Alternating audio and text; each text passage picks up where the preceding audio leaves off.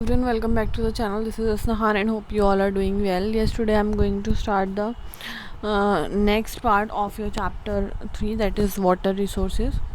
तो यहाँ पे हम स्टार्ट करने वाले हैं नर्मदा बचाओ आंदोलन से। तो नर्मदा बचाओ आंदोलन क्या था? ये एक नर्मदा को बचाने का मूवमेंट था जो कि एक एनजीओ ने स्टार्ट करा था, जिसने मोबिलाइज्ड करा, जिसने सब लोगों को साथ में एक्टिवेट करा, आप कह सकते हो। जो आदिवासी लोग थे, ट्राइबल पीपल थे, फार्मर्स थे, एनवायरमेंटलिस्ट थे और ह्यूमन राइट एक्टिविस्ट थे। किसके अगेंस्ट?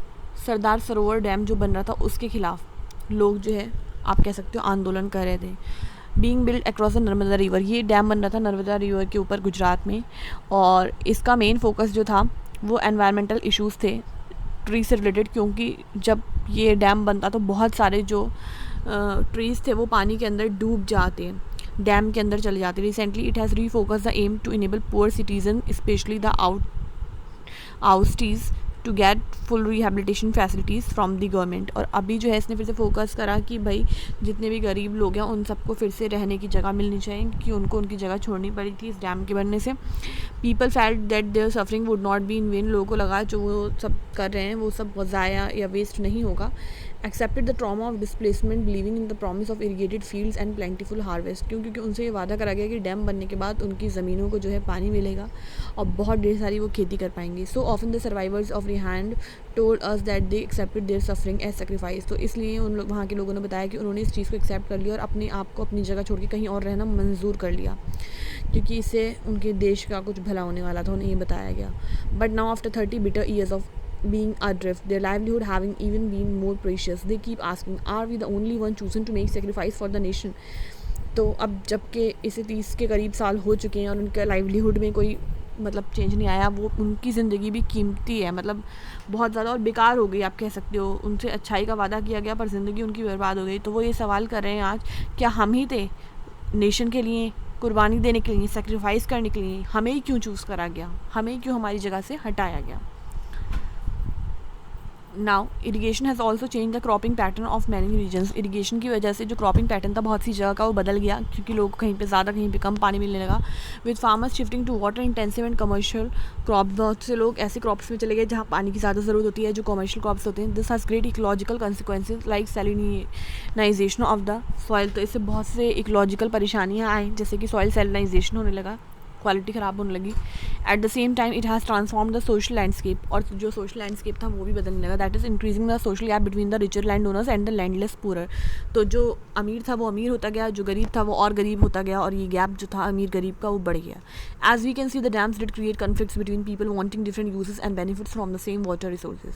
क्योंकि डैम बनने की वजह से भी लोगों के बीच बहुत सी झगड़े हुए, क्योंकि कुछ लोगों को अलग अलग कामों के लिए पानी की ज़रूरत है, इसलिए।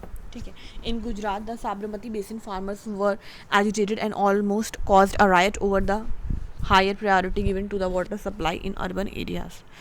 तो जो साबरमती बेसिन के फार्मर्स थे वो जो थे उन्होंने तो दंगे हो गए इस चीज़ पे कि उनको प्रायोरिटी चाहिए थी, वाटर सप्लाई चाहिए था, मतलब जो प्रायोरिटी है वो अर्बन एरियाज़ को दी जा रही है उन्होंने, पर्टिकुलरली थ्रू ड्रट्स, सूखा हुआ जब। Interstate water disputes are also coming common with regard to sharing the cost and benefits of the multipurpose project. और इंटरस्टेट कॉन्फ्लिक्ट्स और डिस्प्यूट्स भी हैं, क्योंकि जो सरदार सरोवर डैम था जो है ऊपर आपको दिया हुआ है, ये इस कॉलम में आप देख सकते हो। तो ये जो है 4 स्टेट को कवर कर रहा है, महाराष्ट्र, मध्य प्रदेश, गुजरात और राजस्थान को। तो इसलिए कॉन्फ्लिक्ट्स तो आएंगी। फिर ये एक मैप जो है आपको दिया हुआ है जिसमें आपको मेजर रिवर्स और डैम्स लोकेट करके दिखाए गए हैं। तो आप जो भी डैम्स हैं उनको अच्छे से लोकेट करें और इस मैप को ज़रूर अपनी कॉपी में जो है पेस्ट करें, अपनी नोटबुक के अंदर। You have to paste this map.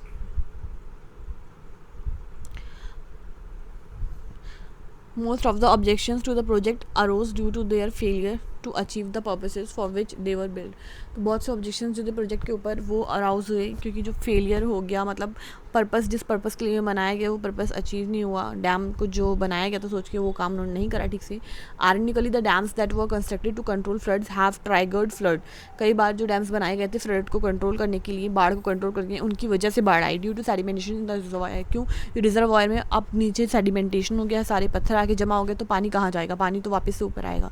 More over the big dams have mostly been unsuccessful in controlling floods. बहुत से बड़े डैम तो नाकामयाब रहे फ्लड कंट्रोल करने में at the time of excessive rainfall, जब ज़्यादा रेनफॉल होती थी तो डैम भी कुछ नहीं कर पाए. यू मे हैव सीन और read how the release of water from dams during heavy rains aggravated the flood situation in Maharashtra and Gujarat in 2006.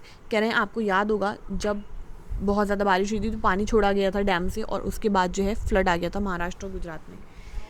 The flood have not only devastated life and property, सिर्फ ज़िंदगी और property ही तबाह नहीं करी उस बाढ़ ने, but also cause extensive soil erosion, बल्कि सॉइल इरोजन कर दिया. जो ऊपर लेयर होती है सॉइल की वो हट गई. Sedimentation also meant that the flood plains were deprived of silt. जब सेडिमेंटेशन हुआ तो इससे पता चला कि प्लेन्स में जो है सिल्ट नहीं है, इसलिए सेडिमेंटेशन हो रहा है. And natural fertiliser further added on to the problem of the land degradation. एक नेचुरल फर्टिलाइज़र ख़त्म हो गया तो ये प्रॉब्लम भी एक जुड़ गई लैंड डिग्रेड होने में, ख़राब होने में. It was also observe that the multipurpose projects induced earthquakes. ये भी देखा गया कि इन मल्टीपर्पज़ प्रोजेक्ट डैम्स वगैरह बनाने की वजह से अर्थक्वेक्स भी आए. कॉज वाटर ब्रोन डिसीज, वाटर से जो होने वाले डिसीज़ हैं वो भी आई. And pest and pollution resulting from excessive use of water.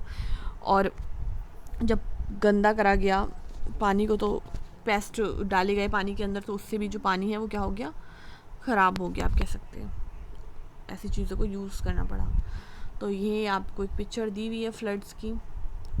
Basic safety precaution to be taken, क्या करना चाहिए during floods. Heavy rain drowns Kolkata, पूरा कोलकाता बह गई. तो ये न्यूज़ क्लिपिंग है जो ली गई हैं अलग अलग न्यूज़पेपर से. तो आज के टॉपिक हम इतने ही रखेंगे. नेक्स्ट क्लास में हम पढ़ेंगे रेन वाटर हार्वेस्टिंग के बारे में. तो अगर आपको अभी तक ये समझ में आया है, इंटरेस्टिंग लगा हो ये चैप्टर, तो please don't forget to hit the like button. Also subscribe if you haven't already. Do share it with your friends. We'll meet in the next class. Till then take care.